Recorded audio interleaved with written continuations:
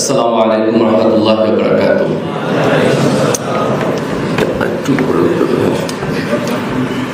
আলহামদুলিল্লাহ রাব্বিল আলামিন। আজকের এই সেমিনার যারা আয়োজন করেছেন এবং যারা উপস্থিত হয়েছেন সবাইকে আন্তরিক ধন্যবাদ জানাচ্ছি। শুরুতেই জুলাইয়ের গণ অভ্যুত্থানে যারা শহীদ হয়েছেন তাদের জন্য মাগফিরাত এবং আল্লাহর কাছে তাদের শাহাদাতের মর্যাদার জন্য দোয়া করছি। যারা এই গণ অভ্যুত্থানে অংশগ্রহণ করেছেন এবং সাহসের সাথে ফ্যাসিবাদী শাসন থেকে পুরো জাতিকে মুক্তি দিয়েছেন, আমরা তাদের প্রতি ধন্যবাদ জ্ঞাপন করছি। আজকে আমাদের যেটি প্রয়োজন সেটি হলো এই গণ অভ্যুত্থানের চেতনাকে ধারণ করে এমন একটি বাংলাদেশ বিনির্মাণ করা যেটি এদেশের সকল মানুষের হবে। বিগত 16 বছরের ফ্যাসিবাদী শাসনে আমাদের অনেকেরই অভিজ্ঞতা আছে যে আমরা এই সমাজে নির্যাতিত হয়েছি, অপরায়ণ আদারাইজেশন করা তার ভিকটিম হয়েছি। আমাদের নাগরিক অধিকার আমরা পাই নাই। আজকে আমরা এমন একটি বাংলাদেশ সবাইকে নিয়ে গড়তে চাই যাতে করে এই বাংলাদেশে আর কেউ এইভাবে ফ্যাসিবাদের ভিকটিম হয়ে না ওঠেন। 1939 সালে দ্বিতীয় বিশ্বযুদ্ধ শুরু হয় এবং 1945 সালে এই বিশ্বযুদ্ধ শেষ হয়। এই বিশ্বযুদ্ধের পরাজিত শক্তির মধ্যে ছিল জার্মানি, জাপান এবং ইটালি। তো জার্মানি আজকে ইউরোপীয় ইউনিয়নের একটি অন্যতম বড় শক্তি, ইউরোপের শক্তিশালী এবং অর্থনৈতিকভাবে উন্নত দেশের একজন। জাপান এশিয়ার মধ্যে অন্যতম শক্তিশালী অর্থনৈতিক দেশ। তা আমরা যদি জার্মানির ইতিহাসের দিকে তাকাই তাহলে সেখানে আমাদের জন্য শিক্ষা আছে যে কিভাবে একটি দেশ একটি বিশ্বযুদ্ধে পরাজিত হওয়ার পরে তাদের জাতীয় ঐক্যের মাধ্যমে তাদের অর্থনীতিকে রিকনস্ট্রাকশন করে আবার দুনিয়ার নেতৃত্বে আসতে পারে। 1945 সালে যখন দ্বিতীয় বিশ্বযুদ্ধ শেষ হয় তখন জার্মানির একটি অংশ নিয়ন্ত্রণ করত আমেরিকা, একটি অংশ নিয়ন্ত্রণ করত সোভিয়েত রাশিয়া, একটি অংশ নিয়ন্ত্রণ করত ইউকে, একটি অংশ নিয়ন্ত্রণ করত ফ্রান্স। পরবর্তীতে জার্মানি ইস্ট জার্মানি এবং ওয়েস্ট জার্মানি এই দুই ভাগে ভাগ হয়। ইস্ট জার্মানি সোভিয়েত রাশিয়া পন্থী ছিল। আমরা ছোটবেলায় যখন বিশ্বকাপ ফুটবল দেখতাম 86-তে 90-এ, আর্জেন্টিনার সাথে পশ্চিম জার্মানি খেলতো। ইস্ট জার্মানি কখনো খেলাধুলায় ভালো ছিল না, পশ্চিম জার্মানি খেলতো। পূর্ব জার্মানি এবং পশ্চিম জার্মানির মধ্যে বৈরিতা এতখানি ছিল যে 1961 সালে তাদের মধ্যে বার্লিন ওয়াল, তারা ওয়াল তুলে দেয়। পরবর্তীতে যখন সোভিয়েত রাশিয়া দুর্বল হয় 1989-এর দিকে তার পতন হয় এবং বার্লিন ওয়ালের পতন হয়। 90-এ দুই জার্মানি একত্রীভূত হয় এবং এই 45 থেকে 90-এর মধ্যে দুই জার্মানিতেই তারা এক ধরনের অর্থনৈতিক উন্নয়নের দিকে যায়, নিজেদেরকে রিকনস্ট্রাকশনের দিকে যায় এবং তার ফলশ্রুতিতে তারা আবার পৃথিবীর নেতৃত্বে আসে। ইউরোপের দেশের মধ্যে জার্মানি সায়েন্স টেকনোলজিতে সকল কিছুতে অনেক বেশি উন্নত। এবার আমরা একটা কন্ট্রাস্টিং উদাহরণ দেখি আমাদের খুব কাছের দেশ আফগানিস্তান। 1979 সালে আফগানিস্তানে সোভিয়েত রাশিয়া ইনভেড করে। তখন আফগানিস্তানের যে সরকার ছিল সেই সরকারকে হেল্প করার জন্য রাশিয়া সেখানে ইনভেড করে। তো রাশিয়া ইনভেড করার পরে আফগানিস্তানে রাশিয়ান আগ্রাসনের বিপক্ষে সংগ্রাম শুরু হয়, মুজাহিদদের সংগ্রাম শুরু হয় এবং এই সংগ্রামে আমেরিকা এবং পাকিস্তান তাদেরকে সহায়তা করে। তো তারা যখন আমেরিকার পক্ষের ছিল তখন তারা ছিল স্বাধীনতা সংগ্রামী, আর আপনি যখন আমেরিকার বিপক্ষে চলে যাবেন তখন তারা বলবে টেরোরিস্ট। বাংলাদেশে আপনি যদি তাদের পক্ষে হন তাহলে আপনি মুক্তিযুদ্ধের শক্তি, আর যদি বিপক্ষে থাকেন তাহলে আপনি রাজাকার। তো এটা পুরাতন গেম। কিন্তু এখানে ইন্টারেস্টিং পয়েন্ট হলো 1989 সালে সোভিয়েত রাশিয়ার আগ্রাসনের বিপক্ষে যারা যুদ্ধ করতেছিল তারা বিজয় লাভ করে। কিন্তু আফগানিস্তান যেটি করতে ব্যর্থ হয় সেটি হলো যে রাশিয়ান আগ্রাসনের সমাপ্তিকরণের পরে একটি জাতীয় ঐক্যের মাধ্যমে তাদের দেশকে রিবিল্ড করা, এই কাজে তারা ব্যর্থ হয়।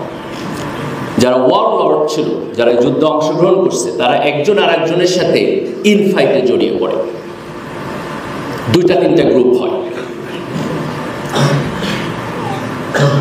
এই আভ্যন্তরীণ যুদ্ধ চলার মধ্য দিয়ে তারপরে এক সময় সেখানে তালেবান সরকার আসে, তারপরে আমেরিকান আগ্রাসন হয়। কিন্তু আমরা জার্মানিতে যে ইতিহাস দেখেছি, যে অর্থনৈতিক ডেভেলপমেন্টের ইতিহাস দেখেছি, তার জাতিকে রিকনস্ট্রাকশনের ইতিহাস দেখেছি, সেই ইতিহাস আমরা আফগানিস্তানে দেখি নাই। এবং এই যে তারা জাতীয় ঐক্য তৈরি করতে পারলো না, তার ফলশ্রুতি হলো যে আপনি অর্থনৈতিক প্যারামিটারে পিছিয়ে থাকবেন। আর যে জাতি তার ছোটখাটো মতপার্থক্য ভুলে, কনফ্লিক্ট ভুলে একটি জাতীয় ঐক্যের মাধ্যমে সামনের দিকে অগ্রসর হয়ে যেতে পারে, তারাই মূলত দুনিয়াকে নেতৃত্ব দিতে পারে। আজকে দেখেন আমাদের এশিয়ার মধ্যে সিঙ্গাপুর এবং মালয়েশিয়া অর্থনৈতিকভাবে উন্নত দেশ। সিঙ্গাপুরে 15% মালয় জনগোষ্ঠী আছে, 8% ইন্ডিয়ান জনগোষ্ঠী আছে। কোনোদিন আপনি শুনছেন যে সিঙ্গাপুরে তাদের ধর্মীয় কারণে একজন আরেকজনের সাথে সাম্প্রদায়িক দাঙ্গা করছে? আজকে মালয়েশিয়াতে দেখেন, মালয়েশিয়াতে 24% চাইনিজ পপুলেশন আছে। তো সেখানে মালয় এবং চাইনিজ তার একসাথে বসবাস করছে। তো এই যে একটি উন্নত ডেমোক্রেটিক সিস্টেম, যেখানে আমার ধর্ম, আমার ভাষা, আমার রেস, আমার এথনিসিটি এবং আমার রাজনৈতিক মতপার্থক্য, এই সব কিছুকে আমি একটি জাতীয় পরিচয়ের মধ্যে এনে, একটা সিভিল সিস্টেমের মধ্যে এনে আমরা একসাথে একটি দেশকে সামনের দিকে এগিয়ে নিয়ে যাব। বাংলাদেশে এই অ্যাপ্রোচটি অনুপস্থিত ছিল এবং গত 16 বছরের আওয়ামী লীগের যে ফ্যাসিবাদী রাজনীতি, তার শুরুই ছিল বিভাজনের মধ্য দিয়ে, তার শুরুই ছিল পক্ষ বিপক্ষের মধ্য দিয়ে। আজকে জুলাইয়ের অভ্যুত্থানের একটি বড় অর্জন হলো যে আমরা এই বিভাজনের রাজনীতিকে আমাদের পিছনে ফেলে এসেছি। আজকে কোনো রাজনৈতিক দলকে, কোনো রাজনৈতিক গ্রুপকে আমরা কখনো কখনো সেই একই ল্যাঙ্গুয়েজে কথা বলতে দেখি।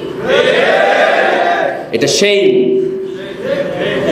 এই দেশের তরুণ প্রজন্ম এই ফ্যাসিবাদের বিপক্ষে দাঁড়িয়ে এই গণ অভ্যুত্থানের মধ্য দিয়ে যে বাংলাদেশ তৈরি করছে, তার স্বপ্ন হলো আমরা বাংলাদেশি জাতীয়তাবাদকে সামনে রেখে আমরা সবাই মিলে একটি ঐক্যবদ্ধ বাংলাদেশ করব।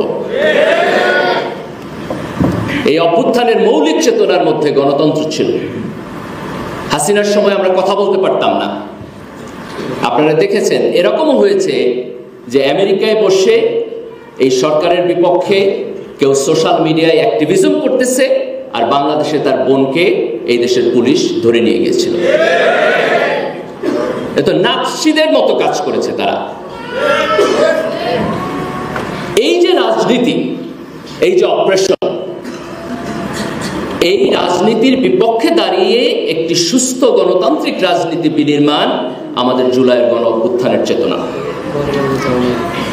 জুলাইয়ের গণ অভ্যুত্থানের যে আন্দোলন, সেটি শুরু হয়েছিল বৈষম্য বিরোধী ছাত্র আন্দোলনের মধ্য দিয়ে। যে সরকারি চাকরিতে যে কোটা সিস্টেম, এটি অবলোপনের মধ্য দিয়ে আমরা বৈষম্যের অবসান চাই। আগামী দিনে আমরা এই দেশের রাজনীতির মধ্যে ইনসাফ দেখতে চাই। আমরা ইনসাফের মধ্য দিয়ে এই দেশের সকল নাগরিকের জন্য একটি সুষ্ঠু এবং সুন্দর পলিটিক্যাল সিস্টেম আমরা এই দেশে দেখতে চাই। আজকে অর্থনৈতিক উন্নয়নের জন্য মানুষের যে অ্যাসপিরেশন, যে আমি বিশ্ববিদ্যালয়ে পড়াশোনা করেছি, আমার একটা চাকরির অধিকার আছে যদি আমি যোগ্যতা সম্পন্ন হই। আমি কোন জায়গা থেকে এসেছি, আমি কোন জেলার লোক, আমি কোন রাজনীতিতে বিশ্বাস করি, আমি কার সন্তান, এই আইডেন্টিটির কারণে আমার যোগ্যতাকে কেউ যেন আন্ডারএস্টিমেট না করে।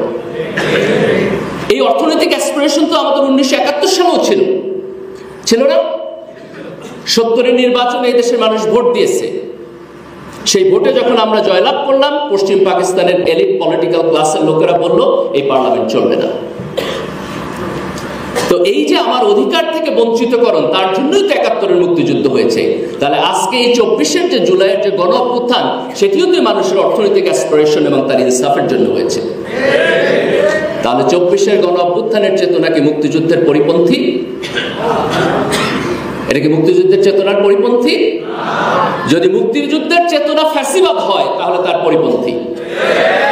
যদি মুক্তিযুদ্ধের চেতনা হয় হাজার হাজার কোটি টাকা পাচার করা, তাহলে সেই চেতনার পরিপন্থী।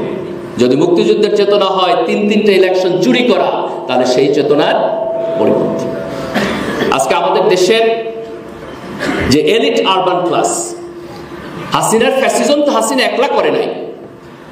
এই দেশের এলিট আরবান ক্লাস তাকে আনকন্ডিশনাল সাপোর্ট দিছে। হাসিনা যখন যারে তারে রাস্তায় রাজাকার বসে, তারা সমর্থন দিচ্ছে না?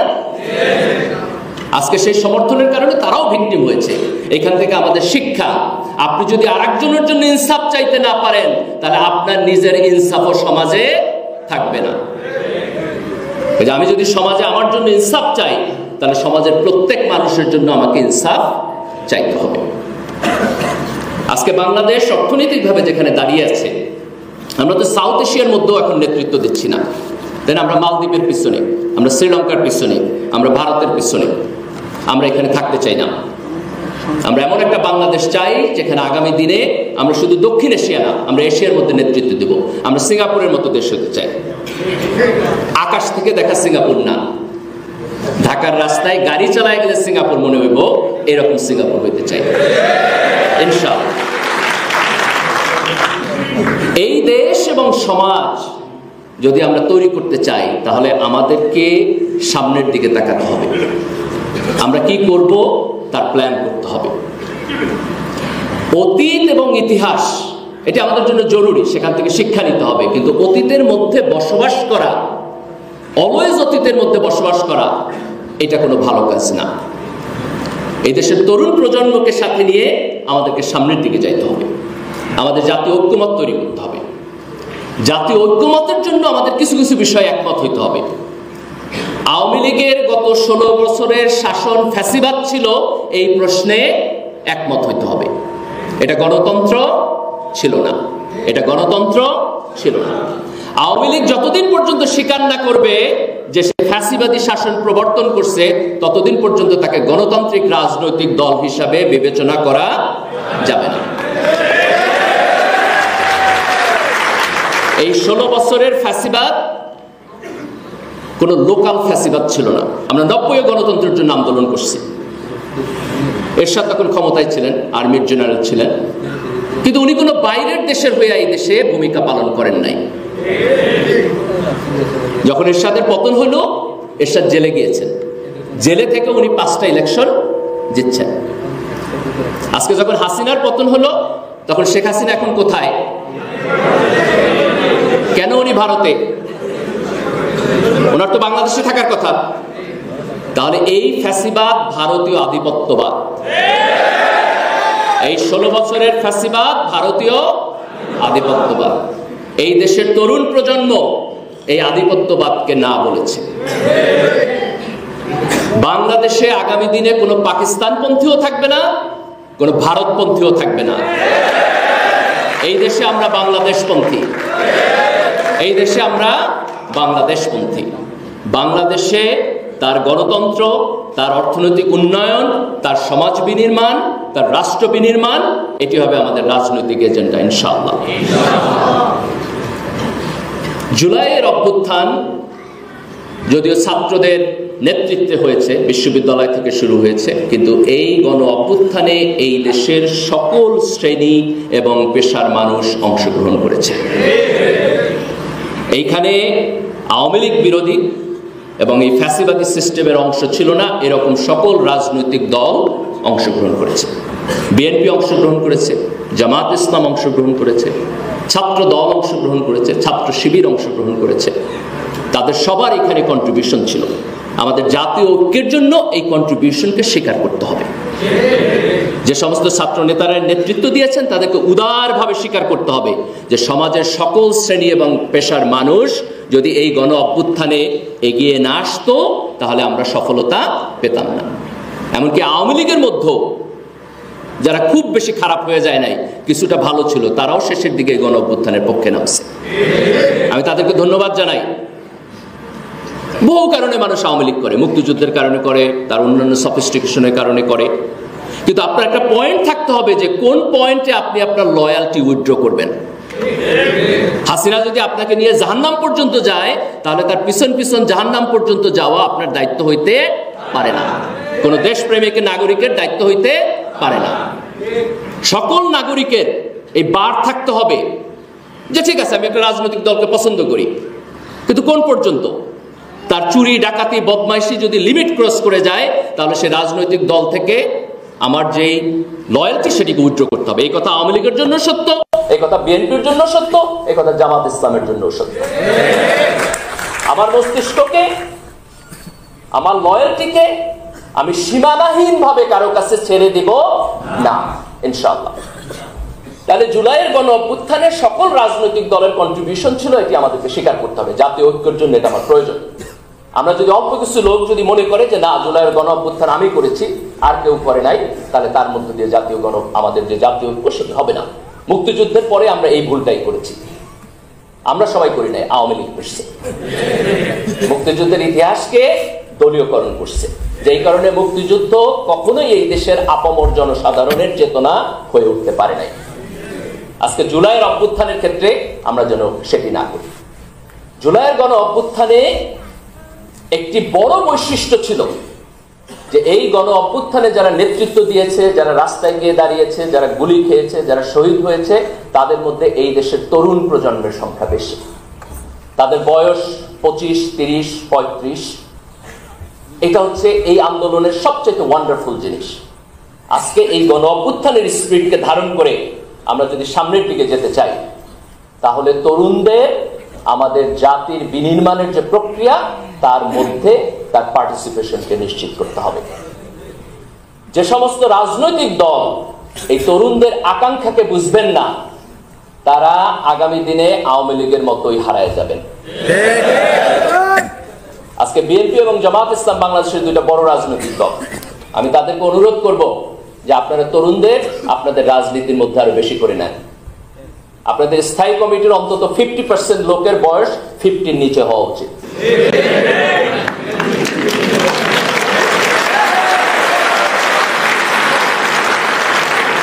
যাদের জীবন মোটামুটি রিটায়ারমেন্টে চলে গেছে, তাদের হাতে জাতির আগামী 50 বছরের ভবিষ্যৎ দিলে জাতির উন্নতি হবে। আর এক দল থেকে তরুণ নেওয়ার দরকার নাই, আপনার দল থেকেই নেন, কিন্তু তরুণদেরকে উঠায় নিয়ে আসে, তরুণদেরকে উঠায় নিয়ে আসে।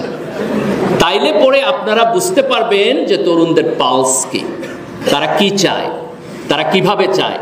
এবং এই তরুণদের সাথে যদি এই পার্টিসিপেশন রাজনৈতিক দলগুলো করতে না পারেন, তাইলে পরে সামনের দিনে আপনারা আবার চ্যালেঞ্জের সম্মুখীন হবেন। আমরা এটা দেখতে চাই না যে পরের যে গণতান্ত্রিক সরকার আসবে, সেই গণতান্ত্রিক সরকার আবার ফ্যাসিস্ট হবে। আমরা এটা দেখতে চাই না পরের যে সরকার আসবে, সেই সরকারের বিপক্ষে এই দেশের তরুণ প্রজন্মকে আবার রাস্তায় নামতে হবে। এই রিপিটেশন আমরা দেখতে চাই না, বরং আমরা দেখতে চাই যে আমরা একটা সুস্থ গণতান্ত্রিক প্রক্রিয়ার মধ্য দিয়ে যাব, যেখানে যেই দল সরকারে যাবে এবং যেই দল বিরোধী দলে থাকবে, তারা একে অপরকে শ্রদ্ধা করবে। আমরা দেখতে চাই যে পার্লামেন্টে দাঁড়িয়ে তারা গঠনমূলক বিতর্ক করেন। আমরা দেখতে চাই যে তারা এই দেশের জনগণের কাছে যান, তাদেরকে আকৃষ্ট করার চেষ্টা করেন। প্রিয় ভাইরা, জুলাইয়ের গণ অভ্যুত্থানের এই ঐক্য যদি আমরা তৈরি করতে পারি, তারপরে আমাদের কাজ হচ্ছে এই গণ অভ্যুত্থানের চেতনাকে সংরক্ষণ করা, ধারণ করা এবং আগামী প্রজন্মকে এই চেতনার মধ্য দিয়ে বড় করা। আজকে কয়েকটা কাজ আমাদের জন্য খুব গুরুত্বপূর্ণ। একটা কাজ হচ্ছে জুলাই অভ্যুত্থানের সাথে রিলেটেড সকল কিছুকে ডিজিটাল আর্কাইভিং এর মাধ্যমে সংরক্ষণ করা। এটা সরকারকে উদ্যোগ নিতে হবে অতি দ্রুত। মুক্তিযুদ্ধের ইতিহাস নিয়ে যে বিতর্ক আছে, আমরা চাই না যে জুলাইয়ের গণ অভ্যুত্থানের ইতিহাস নিয়ে একই বিতর্কের সূচনা হোক। আমরা চাই আমরা যেন ক্লিয়ারলি বুঝি যে এখানে কি হয়েছে, আগামী দিনের তরুণ প্রজন্ম যেন জানে এই ইতিহাস। আমাদের শিক্ষা ব্যবস্থায় জুলাইয়ের গণ অভ্যুত্থানের গল্প আসতে হবে। আমাদের বইয়ে জুলাইয়ের গণ অভ্যুত্থানের গল্প আসতে হবে, আমাদের ছাত্রদের ক্লাসরুমে জুলাইয়ের গণ অভ্যুত্থানের গল্প আসতে হবে, আমাদের মিডিয়ায় জুলাইয়ের গণ অভ্যুত্থানের গল্প আসতে হবে। আমরা অত্যন্ত দুঃখজনকভাবে দেখেছি যে আওয়ামী লীগের এই যে ফ্যাসিবাদের বয়ান, যেটার মধ্য দিয়ে তারা তৈরি করেছে, অনেক মিডিয়া তাদের এই ফ্যাসিবাদের বয়ানকে শক্তিশালী করার জন্য কাজ করেছে। It's a shame. Public intellectualism এবং মিডিয়ার দায়িত্ব হলো সরকারকে জবাবদিহিতা করা, যাতে করে সরকার তার গণতান্ত্রিক নর্মের বাইরে না যায়। কিন্তু আমাদের দেশে আমরা দেখেছি যে তারা আওয়ামী লীগের চাইতে এক ধাপ বেশি আওয়ামী লীগ হয়েছিলেন, এবং এই লিস্টে আমাদের বিশ্ববিদ্যালয়ের শিক্ষকরাও বাদ পড়েন নাই অনেকে। It's a shame. আমাদের আলেমদের অনেকেও বাদ পড়েন নাই। তো একটা জাতির শিক্ষক, আলেম, মিডিয়া, পাবলিক ইন্টেলেকচুয়াল সবাই যদি করাপ্ট হয়ে যায়, তাহলে তো সে জাতি উন্নতি হবে না। তাহলে আগামী দিনে আমরা চাই যে আমাদের সিভিল সোসাইটি, আমাদের মিডিয়া, আমাদের ইন্টেলেকচুয়াল, তারা সবাই এই জুলাইয়ের গণ অভ্যুত্থানের যেই স্পিরিট সেটিকে ধারণ করবে। আমাদের ছাত্র রাজনীতির মডিফিকেশন দরকার। ছাত্রলীগ যেই রাজনীতি বিশ্ববিদ্যালয় ক্যাম্পাসে করেছে, ছাত্র রাজনীতি যদি সেই জায়গায় থাকে, তাহলে এই ছাত্র রাজনীতি ক্যাম্পাসে থাকার কোনো প্রয়োজন নাই। যদি আমি নিজেও ছাত্র রাজনীতি করে এসেছি, কিন্তু আমি ব্যক্তিগতভাবে ছাত্র রাজনীতি নিষিদ্ধের পক্ষে। বিশ্ববিদ্যালয় ক্যাম্পাসে ছাত্র রাজনীতির যে ফর্ম আমাদের দেশে আছে, এই ছাত্র রাজনীতি আমাদের কোনো উপকার করে না। যদি ছাত্র রাজনীতি থাকে, তাহলে সেই ছাত্র রাজনীতিকে যথেষ্ট পরিমাণ পরিবর্তিত হতে হবে। আমি শুধু ছাত্র শিবিরকে ইন্ডিকেট করতেছি না, ছাত্র শিবির অনেক ভালো রাজনীতি করে, কিন্তু আমি যখন ছাত্র রাজনীতির কথা বলবো, that should be the system. Chhatra League, ছাত্র দল, ছাত্র শিবির সহ যারা বিশ্ববিদ্যালয়ে আছে, তাদের সবার মিলে যে সিস্টেম, সেই সিস্টেম এই দেশের সাধারণ ছাত্রদের জন্য কমফোর্টেবল হতে হবে। একজন বিশ্ববিদ্যালয়ের ছাত্র বিশ্ববিদ্যালয়ে পড়তে যাচ্ছে, আপনি তাকে ফিজিক্যালি টর্চার করতেছেন, এইটা কোনো সভ্যতার সীমানার মধ্যে পড়তে পারে না। বিশ্ববিদ্যালয়ের একজন ছাত্রকে গেস্ট রুমে নিয়ে র‍্যাগ দেওয়া হবে, টর্চার করা হবে, এটা অসভ্যতা, এটা অসভ্যতা। বিশ্ববিদ্যালয়ে যে ছাত্র ভর্তি পরীক্ষা দিয়ে তার যোগ্যতার প্রমাণ দিয়ে বিশ্ববিদ্যালয়ে আসছে, হলের একটা সিটের জন্য তাকে ছাত্র নেতার পিছন পিছন ঘুরতে হবে, এটা কোনো নিয়ম হইতে পারে না। সাদিকের পিছনেও ঘোরার প্রয়োজন নেই। আমরা ছাত্র শিবিরকে এই পর্যায়ে কখনোই দেখতে চাই না। আমরা বাংলাদেশের কোনো ছাত্র সংগঠনকে এই পর্যায়ে দেখতে চাই না।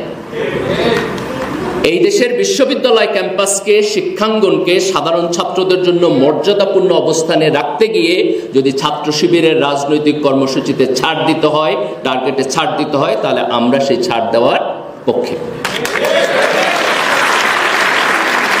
আমাদের কোনো হেজিটেশন থাকা উচিত না। বিশ্ববিদ্যালয় ক্যাম্পাস দখলদারিত্ব কইরা নিজের বীরত্ব দেখানোর জায়গা না। বীরত্ব দেখানোর জায়গা হচ্ছে আধিপত্য বিরোধী জায়গা। আধিপত্যবাদের বিপক্ষে যখন সংগ্রাম করব, আপনারা সেইখানে বীরত্ব দেখাবেন ইনশাআল্লাহ। নিজের দেশের নিজের ছাত্রদের উপরে এই বীরত্ব দেখানো ছাত্র রাজনীতির কর্তব্য না। তাহলে জুলাইয়ের অভ্যুত্থানের মধ্য দিয়ে আজকে বিশ্ববিদ্যালয় ক্যাম্পাসে আমরা একটা অসাধারণ পরিবেশ দেখেছি। কোনো ছাত্র নির্যাতন, নিপীড়নের শিকার না, নিষ্পেষণের শিকার না। আমরা এমন কোনো গণতান্ত্রিক প্রক্রিয়া দেখতে চাই না যার মধ্য দিয়ে ছাত্রলীগের ফ্যাসিবাদী রাজনীতির আবার রিকনস্ট্রাকশন হবে। এটা আমরা বাংলাদেশে দেখতে চাই না। ছাত্র রাজনীতির পরিবর্তনের পাশাপাশি আমাদের আগামী দিনে আমাদের শিক্ষা ব্যবস্থার পরিবর্তন প্রয়োজন। আমাদের স্কুল পর্যায়ে, প্রাইমারি স্কুল এবং হাই স্কুল পর্যায়ে পাঠ্যপুস্তক, তার কর্মসূচি, পরীক্ষা পদ্ধতি নিয়ে অনেক কথা হচ্ছে। আমরা সরকারকে অনুরোধ করব, বর্তমান সরকার এবং এরপরে যে সরকার আসবে, সেখানে আমাদের একটা বড় রাজনৈতিক এজেন্ডা হওয়া উচিত যে আমাদের শিক্ষা ব্যবস্থায় পাঠ্যপুস্তকের পরিবর্তন প্রয়োজন। আমাদের পরীক্ষা পদ্ধতির মধ্যে পরিবর্তন প্রয়োজন। আমি বহু ছাত্রের সাথে কথা বলছি, এখনকার পরীক্ষা পদ্ধতি নিয়ে এটা কোনো পরীক্ষা পদ্ধতিই না, এটা কোনো পরীক্ষা পদ্ধতিই না। সৃজনশীল প্রশ্ন একাডেমিকলি ঠিক আছে, কিন্তু আপনি যদি তাকে প্রপারলি বাস্তবায়ন না করেন, তাহলে এটা কোনো কাজের জিনিস না। যেমন ধরেন, আপনি একাডেমিকলি লিখলেন সেকুলারিজম মানে হলো অসাম্প্রদায়িকতা, যে কোনো ধর্মের মানুষ আরেকজনের ধর্মকে হচ্ছে আপনার অফেন্ড করবে না, সেটা তো ঠিকই আছে, কিন্তু আপনি প্র্যাকটিক্যালি যেটা করেন সেটা হলো ইসলামোফোবিয়া। তাহলে আপনি যখন নাম দিচ্ছেন সৃজনশীল, টেক্সট বুক ডেফিনেশন ঠিক আছে, কিন্তু প্র্যাকটিক্যাল জায়গায় এটা না আগেরটাও হইতেছে না পরেরটাও হইতেছে। কাজে আমাদের পাঠ্যপুস্তক এবং পরীক্ষা পদ্ধতির এই পরিবর্তন প্রয়োজন। শিক্ষায় সরকারের বরাদ্দ বাড়াইতে হবে। এখন আমরা জিডিপির 2 থেকে 3% আমাদের শিক্ষায় দেওয়া হয়, কিন্তু আমরা যদি সত্যিকার অর্থে একটি উন্নত দেশের দিকে আগাইতে চাই তাহলে আমাদের জিডিপির বরাদ্দ 5% করা উচিত। আমি ছাত্র রাজনীতির বিপক্ষে, কিন্তু ছাত্রদের রাজনৈতিক যে অ্যাক্টিভিটিস তার বিপক্ষে না, কিন্তু ছাত্রদের রাজনীতি হওয়া উচিত তার দলীয় এবং ব্যক্তিগত স্বার্থ না, তার জাতীয় স্বার্থ। ছাত্রদের রাজনীতির প্রধানতম এজেন্ডা হওয়া উচিত যে শিক্ষায় বরাদ্দ 5% হইতে হবে। চায়না আজকে থেকে 10, 12, 15 বছর আগে তাদের জিডিপির বরাদ্দ প্রায় 2-2.5% মতো ছিল। তারা এটাকে সিস্টেমেটিকলি বাড়াইতে বাড়াইতে প্রায় 4.5% মধ্যে আনছে। And that dramatically worked. আমরা যদি আজকে যে জায়গায় দাঁড়িয়ে আছি সেখান থেকে আমরা সামনের দিকে যাইতে চাই, তাহলে আমাদের একটা প্রধান কর্তব্য হওয়া উচিত যে আমাদের এডুকেশন সিস্টেমে সরকারের বরাদ্দ বাড়াতে হবে, এবং এই দেশের ছাত্র সমাজের একটা প্রধানতম রাজনৈতিক কর্মসূচি হওয়া উচিত যে শিক্ষায় জিডিপির বরাদ্দ বাড়ানো। উন্নত দেশে আমাদের দেশ থেকে প্রচুর ছাত্র পড়াশোনা করার জন্য যায়।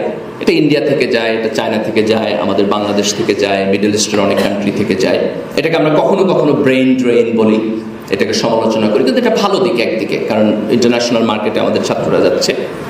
কিন্তু আবার একই সাথে এটি প্রয়োজন যে আমরা যদি একটা শক্তিশালী অর্থনৈতিক উন্নয়ন করতে চাই, যে এই ছাত্রদের একটা অংশ আমাদের দেশে ফেরত আসবে এবং তারা এখানে কাজ করবে। এটিকে যদি আমরা নিশ্চিত করতে চাই তাহলে তাদের ফেরত আসার জায়গাটা আমাদের ঠিক করে দিতে হবে। আমরা রিসেন্ট হিস্ট্রিতে দেখেছি যে সমস্ত দেশ অর্থনৈতিক উন্নয়নের দিকে গেছে তারা বিভিন্ন ধরনের কর্মসূচি নিয়েছে যাতে করে তার দেশের এই হাইলি এডুকেটেড এবং ট্রেইনড লোকেরা দেশে ফিরতে পারে। চায়না 2008 সালে একটা ট্যালেন্ট হান্ট কর্মসূচি নিয়েছে এবং তার টার্গেট ছিল যে ফিউ থাউজেন্ড, প্রায় 6-7 হাজার যারা বাইরে থেকে পিএইচডি করছে, পড়াশোনা করছে, তারা হচ্ছে এই কর্মসূচির অধীনে দেশে ফিরে এসেছে। ইন্ডিয়া রিসেন্টলি একই রকম একটি প্রজেক্ট নিয়েছে। আমরা এই সরকারকে দাবি জানাবো ছাত্রদের পক্ষ থেকে, তরুণদের পক্ষ থেকে, যেন তারা একটা 36 জুলাই ট্যালেন্ট হান্ট কর্মসূচি ঘোষণা করে।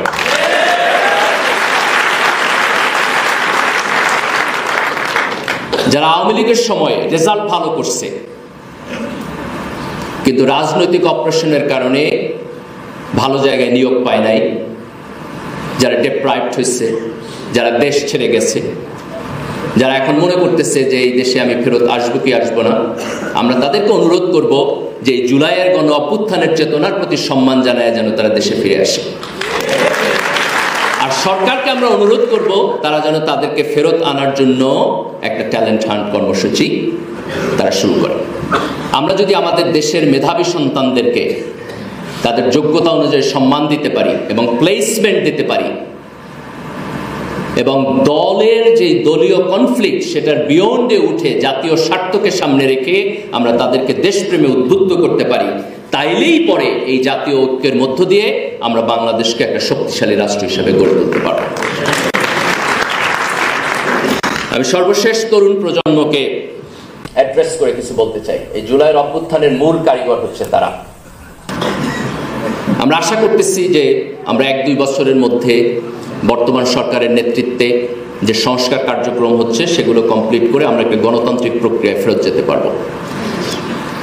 এই গণতান্ত্রিক প্রক্রিয়ায় যদি সুষ্ঠু নির্বাচন হয় তাইলে পরে আমাদের যেটি দায়িত্ব সেটি হচ্ছে সৎ এবং যোগ্য ব্যক্তিকে অ্যাসেস করে তাকে ভোট দেওয়া।